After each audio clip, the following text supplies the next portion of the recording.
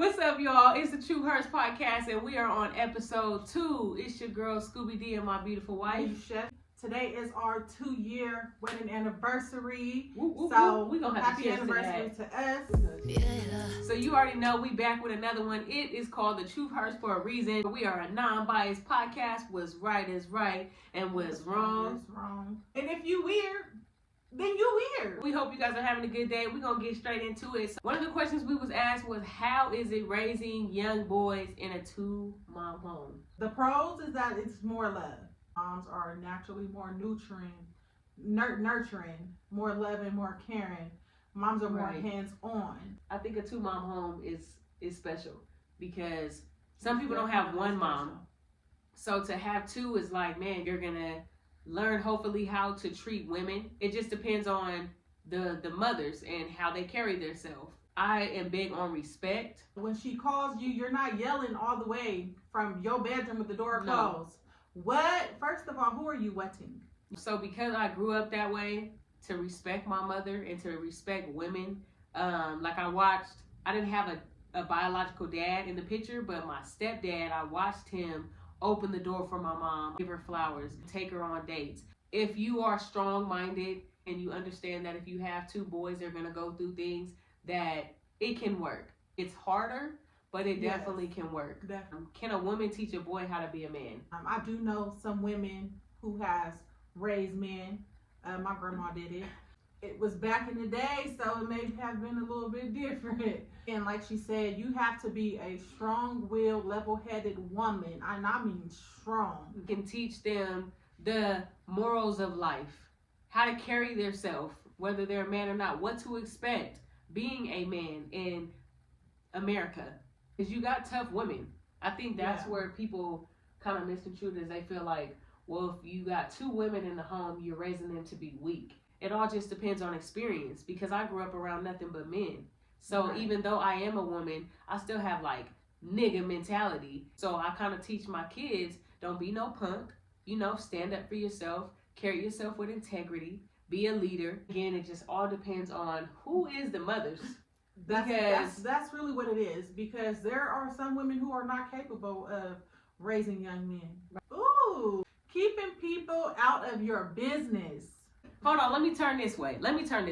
So many things that we want to tell people, whether it's social media, our family, even our close friends. We want to tell them like the good news. We want to vent when it's a problem in a relationship. When you decide, okay, I'm going to put my business out there, you're giving everybody a reason. You're not intentionally doing things to brag or boast. When you post, oh, I got this, people out there that are literally praying on your downfall, really hoping. The moment that something comes out of your mouth, the moment that you go to somebody and you want to vent about your relationship, somebody hurts you, you have somebody that's there that's really hoping that whatever you're aiming for, you don't succeed at. For the moment that you are going through something mentally, physically, emotionally, you tell them, you're like, okay, I'm confiding in you. Soon as you end that call, they on the phone with the next person like, girl. Fast as hell. Like they speed down. Let me tell you Come how Lil Ty done cheated on Monica, girl. You're putting that information on a social media platform. Now everybody is discussing you in their household. The less you tell, the decrease of blocking blessings you have. You got the keys to your new house. You got that new job with that increased salary that you wanted. Some blessings are not meant to be told. That contract is signed for you to actually post. So now, boom, it's already done. Our relationship is far from perfect. But the one thing that we don't do is that we don't go running and telling our business to nobody. The worst thing is telling somebody your business about your relationship. And now you got everybody hating that person in the relationship, talking shit, and then y'all get back together. Family, friends, close ones, and don't think that just because you're going to the people in the church to pray that they ain't talking about you. They're praying the most, literally. You showing up at the family picnic and everybody giving you the side eye or whispering as you walk up. Oh, y'all just be talking about a nigga, huh? Come on. Why is it important to support those around you? Because support is free. San Diego, our city, we would be on right now if we had more support. Just like the promoters bring out to perform that's not from our city, you keep that same energy with the locals in the city, oh yeah, we would be on right now. You spending and you supporting Fendi, Prada. You feel me? Support them. You support them to their selling events. Fruit bowls. Buy you a fruit bowl. You Man, can we use all need some fruit. Like support, Fruit is good support for is you. free. When Come you on want to them to Scoop's support Kitchen, you support them. Shout out to our supporters. My mom was a very supportive mother, right? And when I was running track, she was the only person in the stands. There might have been like one or two other parents out on 100 athlete team. She used to yell, scream when I'm running, oh, go, go. I'd be like, oh my God, because nobody else's moms was doing it until I got called out on it, to where it was people that I really fuck with that pulled me to the side like, nigga, you lucky that you got your mom that's supporting you. That made me look a little crazy, but I was more so like, damn, as I got older, I thought about it like, nigga, support is so real. Sometimes support is what somebody needs to get them further, to push them, to motivate them to keep going. And well, we can't believe in you if you don't believe in yourself. But sometimes people need to see that people believe in them to say, you know what? I can believe in myself 100%, but there might be days where I'm like, damn, you know, maybe this ain't working for me. Somebody call me or somebody post my music, or they post Scoop's Kitchen food, or they asking for a plate. Then I go, damn, I get this fuel like, there's no $1 million rapper, singer, nothing. They wouldn't have even made that much money if it wasn't for the support. And even if you don't got no money, like, you should still take time to support those that you care about. Show up. A comment. If you can't pay to get into an event or pay to support, show it by posting, because even though social media is not real life, it's a very big platform. Honestly, you can't even make it if you don't have a certain number. You used to be able to go to the stores, bump your music, play your CDs, and somebody from a record label can come to you and be like, you're dope, I want to sign you. Right. Now, you could be the dopest artist, and guess what they gonna do? You ain't gotta follow it. They're gonna go to your social media and say, you only have 490 followers? Yeah, we'll pass. When you get that up, come see us. Like, nigga, you got the followers, put me on, and then I'll put you on, because I'm gonna return the favor with my vocals. You share my page. That one person, you share my page. Because you share it, it's gonna reach 10 more people. Reach another 10 people. Now my shit is all the way in the UK somewhere. My favorite line people say, oh, I don't be on social media. Then you get onto their page, and what they doing, they sharing everybody else's shit but yours. Oh, but if you post that you got some free shit to give away, they on your page. Oh, here comes the support. Here they come. The comments and it's shares. A free plate. I get a free bowl of Scoop's gumbo. Paradise gumbo. Oh, I'm about to share that shit 10 times. Most of us weren't taught in the family home to support each other. We all probably did sports. Most of us did. You're taught to be competitive. They don't really teach us how to still congratulate the person that won if you didn't win. If I'm competitive, I'm an athlete. I want to win every time. If you're my opponent, I'm not looking for you to win. Nigga, I'm taking this home. Right. And when I'm not in your race, I'm used to you the ops. I don't care if you win or not. Nigga. So the mindset we had in that, we kind of probably all carried that as adults. Right. Enough money out there. It's really just who gonna be consistent the most. That's all it is. That's all it comes down to. It don't matter. It's how much work are you willing to put in. We're just so used to competing. Yeah. Because we grew up that way. And by all means, if you are in a race, it's fine to want to win. Yeah, you want to win. That's what it is. You're in a competition. But at the end of that competition, congratulate the people that's on the side of you. Those type of things show the type of person that you are. I'm all for showing love to the ones that show love to me, congratulating the nigga and giving them their flowers. I don't give a fuck about giving somebody flowers that's dead. Let me congratulate you now and support you now, because that's what really matters. And I know that if I really want to see you win, this is what's going to help you. Can those you love keep you stagnant? Ooh, wee. And if y'all didn't hear the question, can those you love keep you stagnant? 100%. Yes. We stop a lot of things that we want to do to please family and friends. You hold back on your goals to be with family. If nobody else is moving with you, when you're trying to make it to the top and they're still here. And instead of you saying, you know what, I'm gonna keep going, most of the time, because that's who you love, you end up compromising with them.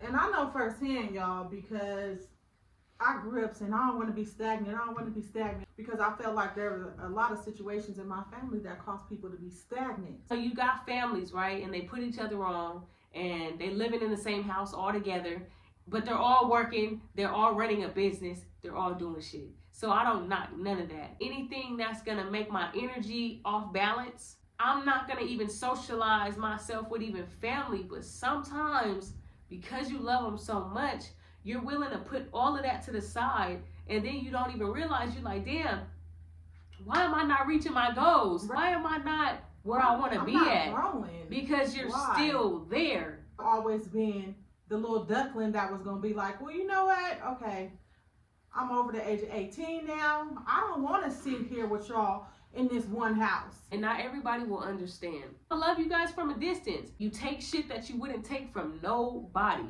but you will take it from them. You will let them dog you out because they're your family. You're gonna get some people that's gonna feel like, oh, you just left, you don't care about us, you live in your own life. But when they get into that position, when they find that happiness and they find either that significant other or that peace within themselves, or when they're over the drama, sometimes people like it, and then there's the few that don't. And I think once you get to that point mentally where you're like, you know what, I want better for myself. Right. Like, you know, I'm ready to see the world. I'm ready to experience other things, because family is still there. You gotta remove yourself from. They're like energy vampires. Like, they're like, ooh, let me hold on to you and just suck all the energy out of you. They gonna turn it and be like, no, cause you acting funny. Who's really gonna admit and say, you know what, I'm unhappy, I'm miserable? Ain't nobody really gonna admit that. I'm gonna push it. And I'm hoping that the person that I know is happy, I'm gonna pay attention to those people. Pay attention to the ones that you see are still in the same spot. Because then you'll be able to like, oh, that's why they're there. 2023, stop being stagnant. Hey, don't lower your self-value to make them feel good. Reach your full potential, because when you know that you want more, you know it. Keeping it real with your folks. Come on now. It may hurt a little bit. Truth hurts. Fuck it. A lot of people's definition of a real friend is holding the truth from them. It makes no sense.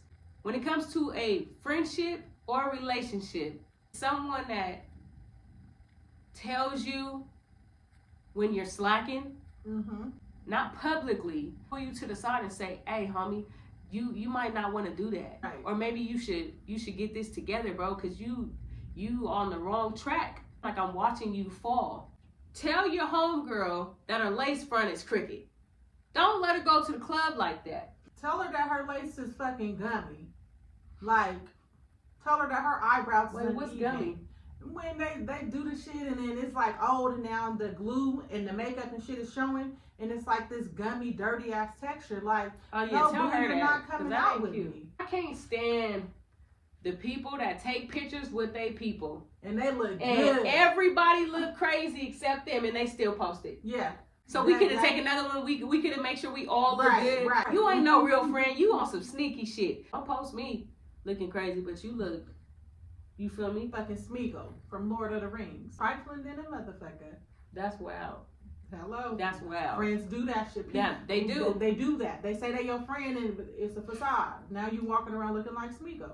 Oh, and they don't went live. You still being funny, posting videos and shit, knowing they having a deep ass conversation in the back. You ain't real for that. Real friend to me is gonna really tell that real that everybody in the world can't tell. And whether we gotta squabble it out, whether we gotta yell, we gonna get it out. The friendship is not going to end because I just kept it real with you. Even after it's all said and done, we gonna hug it out. You know what I'm saying? We gonna talk it out. Like, it's even hard to have a conversation with somebody you love because they ready to take it here when they could have just like, calm down. This is a conversation that we're having. I'm down, grasshopper. They're also gonna be there for you through your ups and your downs. You have to be able to decipher the love and the hate, because you have people that will tell you some shit and you know it's coming from a bad place. There's this saying that I have, that I'd rather hurt you for a second than hurt you for a lifetime. Right. And what I mean by that is, I know what I tell you is going to hurt you for a second. You might have to, whatever the case may be, take a breather, go walk away, whatever. But I know that later that day, you're going to think about the conversation that we had, and you're going to know that it came from a genuine place. And our mind don't really comprehend what the other person's intentions is because we're mad. And when you sit back later and you think like, dang, you know what? Most people ain't even honest like that, and you was able to tell me. And any real nigga is going to appreciate that in the end. I wish that I could really see more real people, because nowadays, real is just who went to jail, who went to prison. Nigga, you got caught, that means I can't do shit with you. You are a liability. I pride myself, and I'm not finna, I indict myself. Going to jail, going to prison, it don't make you real. Now, how you carried yourself while you were in there in certain situations definitely make you real. But niggas is in there PC'd up, and then you get out and talking about, cause you went to prison. Don't nobody give a fuck about that. It be the scariest niggas going to prison. I don't give a fuck about none of that. That shit do not excite me. You think you did something? You spent 10 years in a hole? Shout out to the real niggas out there that's really holding it down in there. How do you feel about women keeping their kids from the father just because they didn't work out? That shit is fucked up.